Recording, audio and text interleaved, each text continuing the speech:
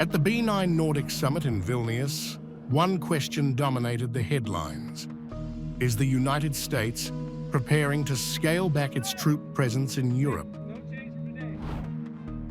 With talk of a possible American pivot, anxious allies rallied to display unity and deliver one message: NATO's future may hang in the balance. Lithuania's President Gitanas Nausėda urged caution but underscored the stakes. US troop deployments and new German infrastructure, he said, are signs of enduring commitment, but warned against taking them for granted. I would trust official information about the possible reduction of United States presence in Europe. So far, we have 1,000 US soldiers standing shoulder to shoulder with the soldiers of Germany, Norway, and other EFP countries. We are highly interested that United States focus on Europe remains, because this is a very important element of our collective security, and I hope that the Hague Summit will bring very positive news to this field. Polish President Andrzej Duda said he had spoken directly to President Trump and Secretary Hague Summit, dismissing any suggestion of a withdrawal from NATO's eastern flank. I had a few opportunities to talk with President Trump during last 6-7 months. I talked also with his secretaries, especially with Secretary Hague Summit. And I have no information about any ideas of withdrawing American military forces, US Army forces from our part of Europe, from eastern flank. So.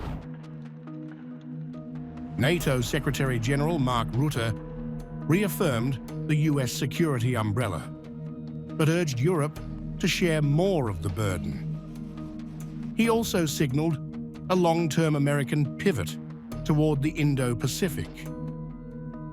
Let me be very straightforward here. Since January, I get two questions from European allies. Question one is the US still committed to NATO? The answer is yes.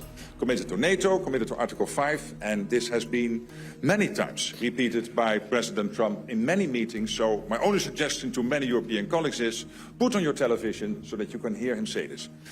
Don't ask me, he's very clear about this. But there is an expectation. What we know is that the US, next to Europe, of course, also has to take care of the Middle East, has to take care of the Indo-Pacific, and it is only logical that over time, as we are building up, that the US will pivot somewhat more towards Asia. Romanian President Nicu Șordan reinforced the urgency, calling the US presence on NATO's eastern edge essential, not symbolic. The United States presence in the eastern flank of NATO is extremely important for us, for all of us.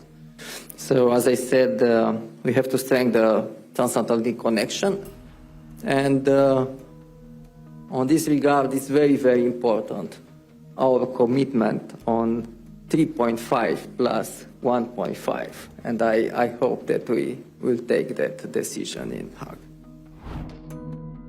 Ukrainian President Zelensky, speaking as a nation under siege, offered brief but firm support for Rutte's NATO stance. With the Hague Summit approaching, pressure builds for Europe to formalize a new defense compact with higher spending and longer-term deployments. Vilnius wasn't just a summit, it was a warning. NATO's survival now hinges on Europe shifting from reliance to resilience.